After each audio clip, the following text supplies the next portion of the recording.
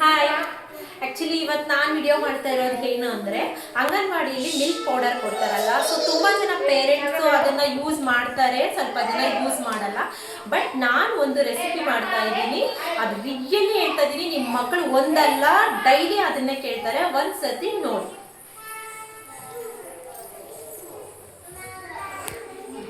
Actually ಬೇಕ್ರಿಲಿ ಸಿಗುತ್ತಲ್ಲ ಪಾಲ್ಕೋವಾ, so same ಅದೇನೆ ನಾನು ಮಾಡಿರೋದು ನಮ್ಮ ಸ್ಕೂಲಲ್ಲಿ ನಮ್ಮ ಮಕ್ಕಳಿಗೋಸ್ಕರ. ಆ್ಯಕ್ಚುಲಿ ನಮ್ಮ ಮಕ್ಕಳಿಗೆ ಇದು ತುಂಬ ಫೇವ್ರೇಟು.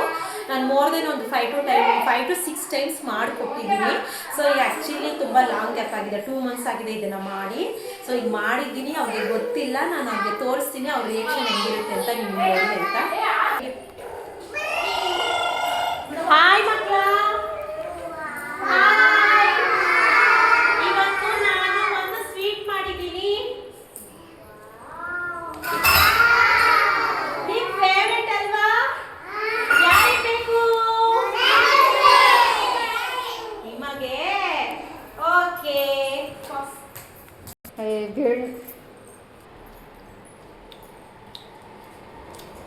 ಚೆನ್ನಾಗಿದೆಯಾ?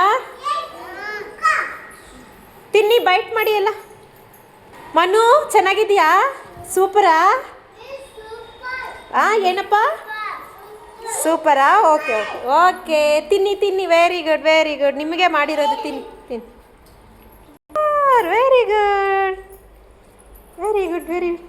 Very good. Good job. Very good.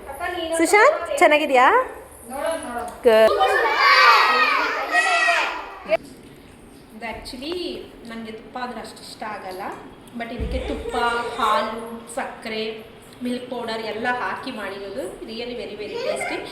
Actually ಯಾರೆಲ್ಲ ತುಪ್ಪ ತಿನ್ನಲ್ಲ ಮನೇಲಿ ಅಂಥವ್ರಿಗೆ ಇದರಲ್ಲಿ ಮಾಡಿಕೊಡಿ. ಇದರಲ್ಲಿ ತುಪ್ಪ ಹಾಕಿದ್ದೀವಿ ಅಂತಲೇ ಗೊತ್ತಾಗಲ್ಲ. ತುಂಬ ಸಿಂಪಲ್ ಮೆಥಡ್, ಬರೀ 2 ಐಟಮ್, ಒಂದು ಸಕ್ಕರೆ, ಇನ್ನೊಂದು ಹಾಲು, ಇಲ್ಲ ಹಾಲು ಪೌಡರ್, ಸರಿನಾ?